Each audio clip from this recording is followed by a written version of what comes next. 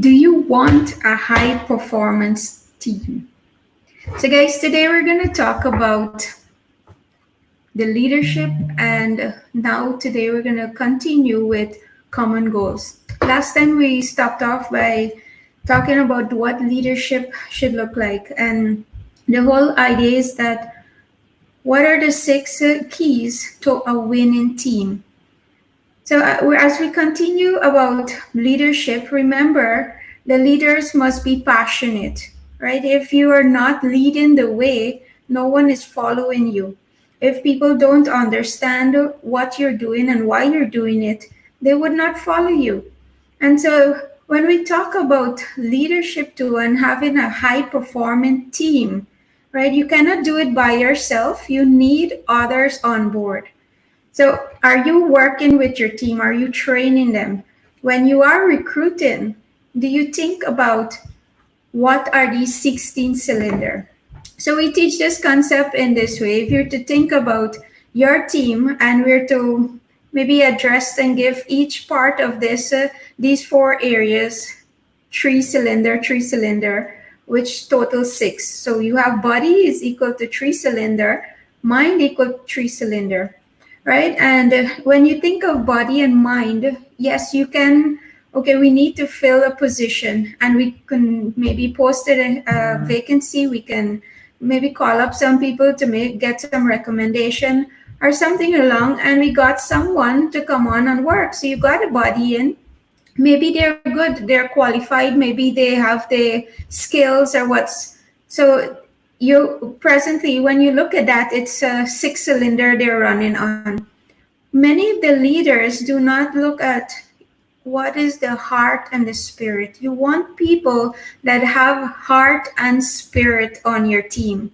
Okay, it's easy to manage your body being at work. It's easy to manage and train someone to become better in a position, whether they need to learn how to do something.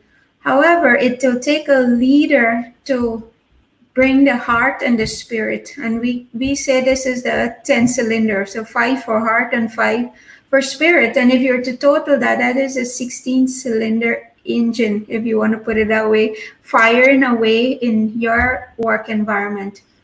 So when you're doing your recruitment, look for people who really love what you are doing, people who want to be on board with you. And that's why our second key to a winning team is about common goal. Okay, what is the common goal? When we talk about common goal, you think about, is it going to be about making a profit only? Yes, that's important for every business. You can't run a business and not be making a profit. Then you might be just having a charitable organization. And I'm not sure how long, if you not run that properly, what's going to happen to it. But think about the common goal. What is the goal that you can inspire people with, that will enroll them? So when you share your goals with them, that they want to be part of your team. They're so excited to come and work with you to build that vision that you will share. So that common goal, where they're heading, is it only about you? Is it only about your business, right? How do you get them to understand too that it's also in for them? So when you think of we FM, right? We FM, we say what's in it for me. When you're talking to your team member or you're interviewing somebody, remember they're looking at what's in it for them. Okay, and when you interview them, is how your goals is going to match with theirs, so that you can have that 16 cylinder person on your team, somebody where they see a win-win situation. The company can win and they're winning. They can match their goals and tie it into the company goals, so that you have a buy-in that is easy for them, that they want to do this. Okay, so are your goals and that common goal, is it shared with the team, right? Or is it that the team thinks that it's all about you and it's all about just making money or making a profit, and they have no part of it, right? How do they benefit from it? Remember that they are operating on the WeFM channel, right? What's in it for them too? And if you want the team to perform well, remember when you're doing your recruitment to think along the side that it's not only about getting someone to fill in a position, but it's also how do you get their heart and their spirit on board too. Okay, and it will take a good leader, and that's why we start off by the 6 key of the winning teams, the 6 keys. Number one is strong leadership, right? It takes a strong leader to be able to lead the team to bring their heart and spirit to work. Okay, you don't want them to show up with their body and their minds are somewhere else trying to figure out, okay, where the next meal is going to come from, and maybe all the expenses and all the bills, and especially, during difficult times, what is it that they can actually they need to be doing? Who knows what is going on in their minds? But when you think of strong leadership, think of how do you bring the heart and the spirit? How do you set the example also for them to follow? So if you want more information, you want to know, and I keep saying this because I meet many business owners and they keep complaining about their team.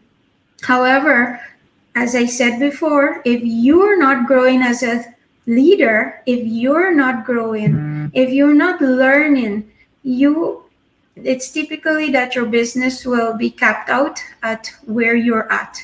And your team also will be there because they're looking for someone who will pull them along, who will encourage them, who will guide them, who is above and pretty much can pull them with them.